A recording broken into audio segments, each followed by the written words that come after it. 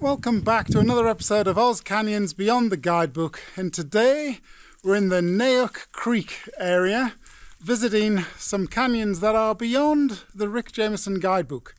Although technically Rick would probably argue that we are inside the guidebook, because Rick does say about Nayook Creek that it has sections of canyon and so do the tributaries. So we are in one of those tributaries that Rick describes.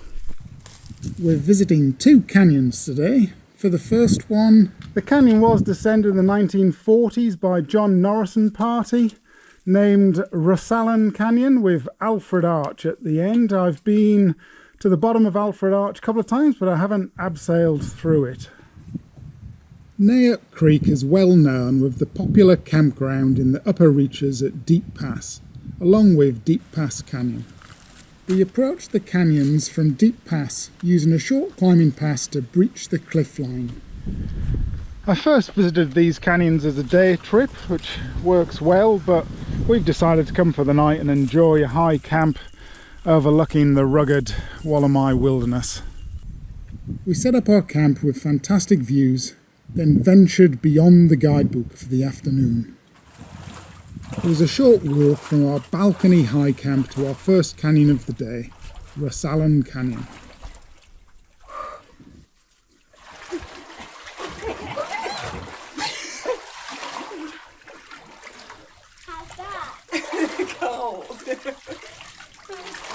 We found 3 waist-deep pools in the upper canyon, all within shallow walls. The creek cuts deeper into the sandstone, with a few short drops towards the end, requiring rope work. And then we've got an abseil down to a pool and what's almost a keeper pothole there, but you can get out. There was a tree there that we could use for an anchor, so we're using that, and it actually gets us past to stay dry. We don't have to deal with the keeper pothole, even though I'm in the keeper pothole. There's actually a second arch in this creek. I wasn't aware of this one. There you go. Little arch will climb through, and the main arch is just up ahead. Getting Sue coming through the arch. And here we have the highlight of the canyon. Abseil down through an arch. Ancient pothole. Alfred Arch in Rossallen Canyon.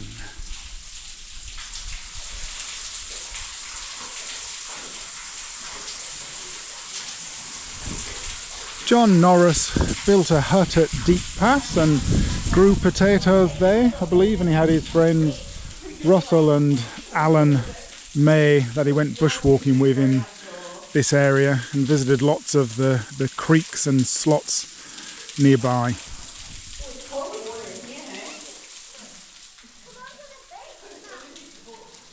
Back at camp that night, we rated the canyon quality against the Brennan scale.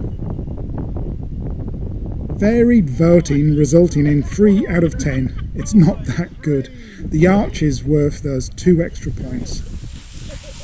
Alfred Arch, very good. Rossallen Canyon merges into an unnamed deep gorge at this point, also worth exploring. A little further downstream, the gorge ends in the main tributary, where you can exit. We continued on for our second canyon of the day, Norris Canyon, which required a small climb through the cliffs.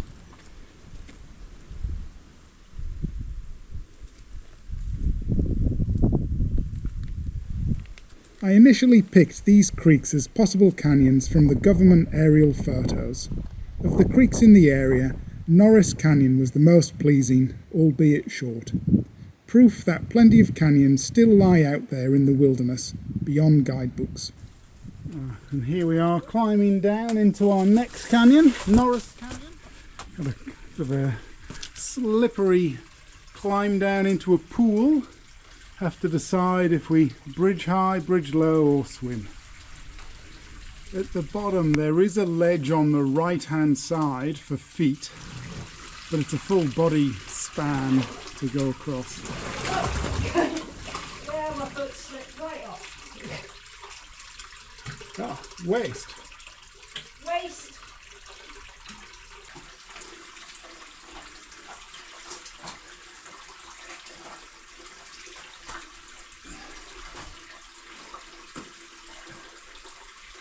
we go. After the down climbing pool, there is a drop. Sue's going straight at it.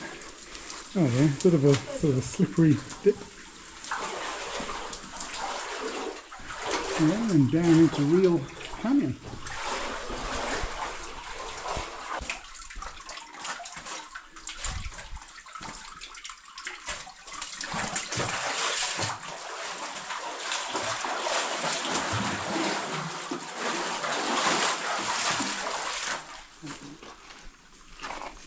High quality in a small package. And then all too soon the walls open up. That was a nice short section of canyon, very short, but we then returned to our beautiful high camp for the night in the corroboree to rate the canyon quality against the Brennan scale. Norris Canyon scores 2 out of 10, a pleasant trip.